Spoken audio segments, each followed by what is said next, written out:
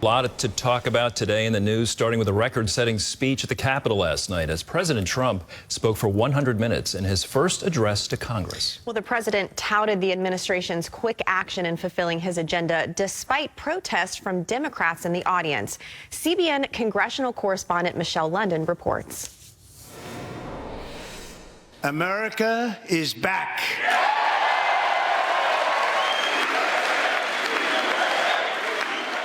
A strong show of support during President Trump's opening remarks Tuesday night as he recounted his achievements since the inauguration. Moments in, the president touted historic change after winning the election with a mostly red map. His remarks triggering disruption from Democrats. Remove this gentleman from the chamber. President Trump continued with a long list of accomplishments, starting with the creation of DOGE, headed by Elon Musk. Thank you, Elon. He's working very hard. The Government Accountability Office, a federal government office, has estimated annual fraud of over $500 billion in our nation, and we are working very hard to stop it. In his first 43 days, the president has signed at least 81 executive orders, ranging from requiring federal workers to return to the office, bringing back free speech by removing government censorship, making English the official language in America, and ending diversity, equity, and inclusion policies while removing critical race theory from public schools. There are only two genders, male and female. He also addressed transgender controversies, banning transgender athletes from playing in women's sports, and criminalizing sex changes on children. Our message to every child in America is that you are perfect exactly the way God made you. On the topic of immigration, Trump introduced a new way successful migrants can buy a path to U.S. citizenship.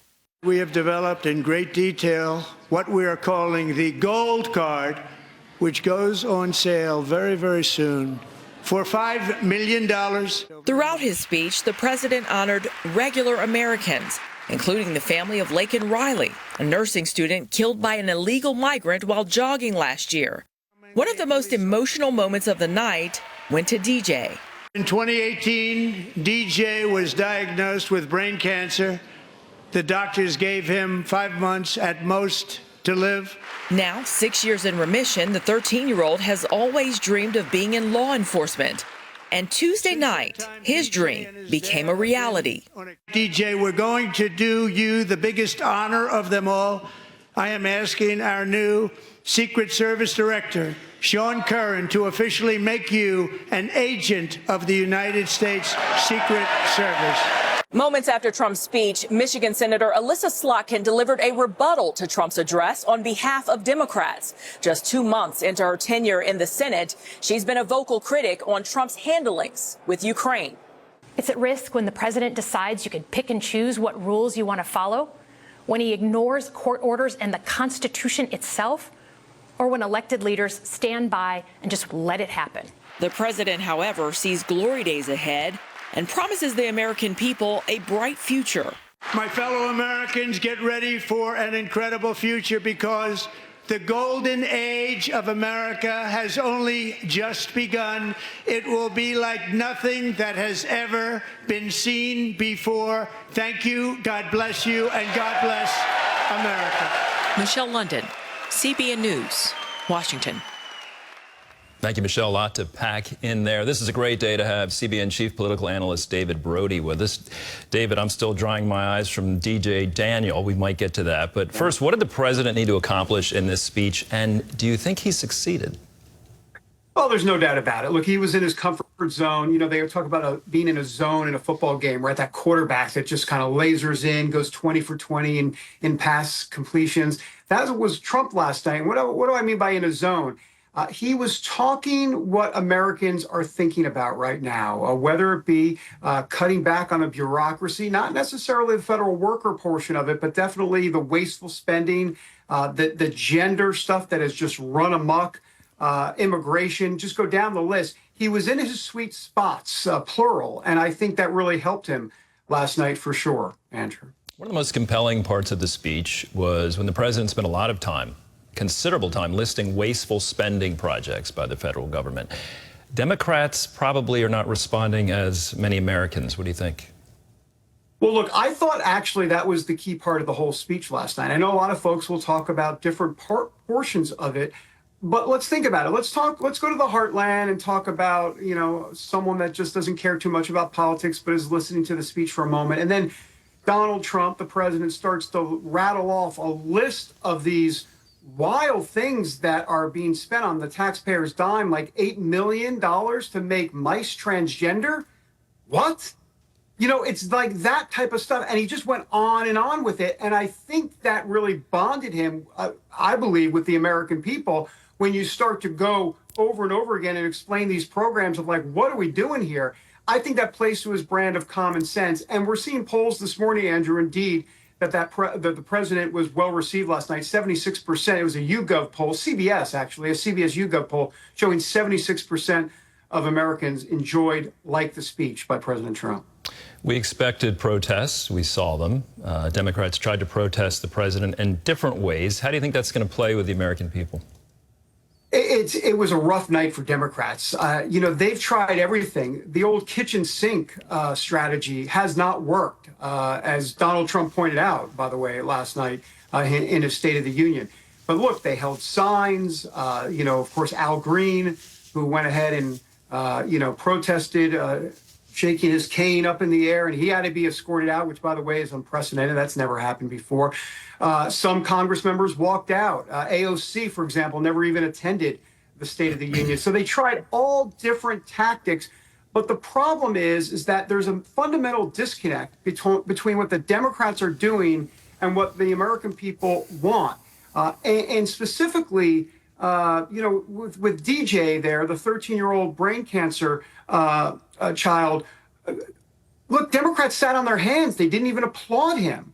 Laken Riley's mother and daughter were in the chamber last night. They sat on their hands, didn't applaud him. Peyton McNabb, a traumatic brain injury as it relates to an injury she had playing against a man in women's sports. Democrats just sat on their hands. Look, that's a bad look for Democrats. It was notable the moments they did remain seated and were quiet. Anything surprise you in the speech? Well, a couple of things. He did say on tariffs that there might be, quote, a little disturbance on tariffs. Really? Well, maybe more than a little disturbance. That was, Trump rarely acknowledges some potential problems down the road. I mean, everything's just, sunny and a lot of roses and everything's going to be just fine. But he did say there could be a little disturbance. He's clearly talking about the stock market and potentially prices going up. If the little disturbance becomes a big disturbance, obviously that's become a big problem for this White House. So I thought that was of note. Also, the Greenland comment where he said, look, we're going to get Greenland one way or another. Okay, could you maybe expand on the one way or another aspect? Didn't get much details, but that stood out to me. Oh, certainly didn't get much details. I was surprised that was kind of left hanging. I was surprised he hit Greenland before the Ukraine, actually. Let's talk about the Ukraine in our final moment here. Ukraine's President Zelensky trying to repair the relationship after that Oval Office blow up. What's Trump's strategy moving forward in negotiations?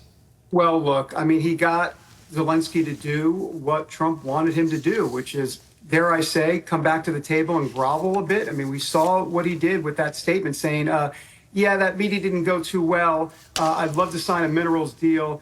And basically, you're the best president since sliced bread. He didn't say that, but, that was basically the grovel tone by Zelensky. So Trump got him back to the negotiating table to look at peace. It's not going to be a good deal for Ukraine. That's the truth of the matter.